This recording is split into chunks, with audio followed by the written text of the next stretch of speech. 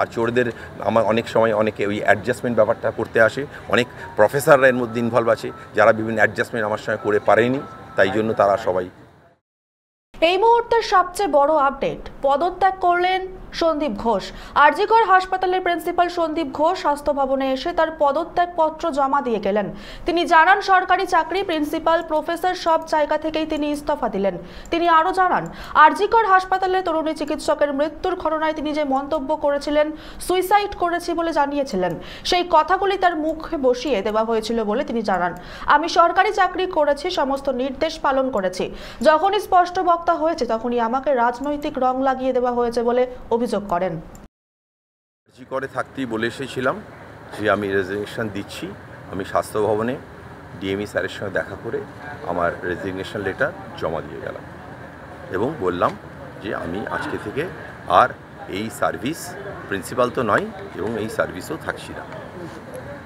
তাহলে এবার আপনি কি সরকারি চাকরি থেকেও পুরোপুরি ইস্তফা? হ্যাঁ, আমি রেজিগনেশন লেটার সেটাই চাকরি থেকেই দিলাম।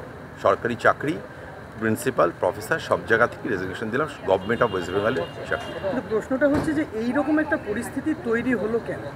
দেখুন, আপনি যদি চিন্তা করেন, আপনারা বিগত 3-4 বছরের হিসাব দেখেন, দেখবেন আমি যখন আরজি করে ঢুকলাম, অ্যাকচুয়ালি আমি এর আগে তো এমএসবিবি ন্যাশনালে ছিলাম। সো আমার একটা চরিত্রগত বলতে পারেন সজাগ ইস্যু যে কেউ চুরি করলে তাকে চোর বলি এবং তার ব্যবস্থা করি, কেউ যদি মিথ্যে কথা বলে তাকে মিথ্যেবাদী বলি, সোজা কথাটা আমি সোজাভাবে বলি। আর আপনারা দেখবেন স্পষ্টবক্তাদেরই সবসময় শত্রুটা বেশি হয়। তো আমি স্পষ্টবক্তা, আমি যা বলা সত্যি বলেছি। তবে হ্যাঁ, আমি সরকারি চাকরি করেছি, সরকারের যা যা নির্দেশ পালন করেছি।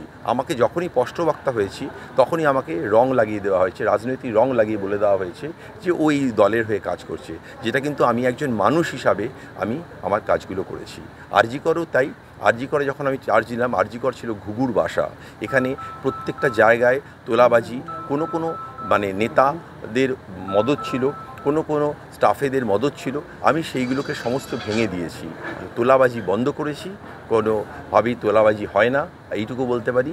কালকে অবধি আপনি দেখবেন, আগে আরজি করে আপনারা নিজেরাই অনেকবার লিখেছেন, ডেথ সার্টিফিকেট, বার্থ সার্টিফিকেট নিতে 5 বছর 6 বছর ওয়েট করতে হতো, আপনার ঘুষ দিতে হতো। ঘুষ বন্ধ করেছি, জানি না কতটা করতে পেরেছি। আরজি করে এমার্জেন্সি এমন করে ফেলেছি যে কোনো পেশেন্ট গেলে ভর্তি হয়। এটা আপনারা নিজেরা সার্ভে করে দেখবেন 3 বছর আগের আরজি কর কী ছিল আর আজকের আরজি কর কী ছিল। সো আমি চেষ্টা করেছি যে কোনো পেশেন্ট, সে আমার সরকারের পেশেন্ট, সে হাসপাতালে আসবে, সে তার পরিষেবাভাবে চলে যাবে, কেন তাকে ঘুষ দিতে হবে?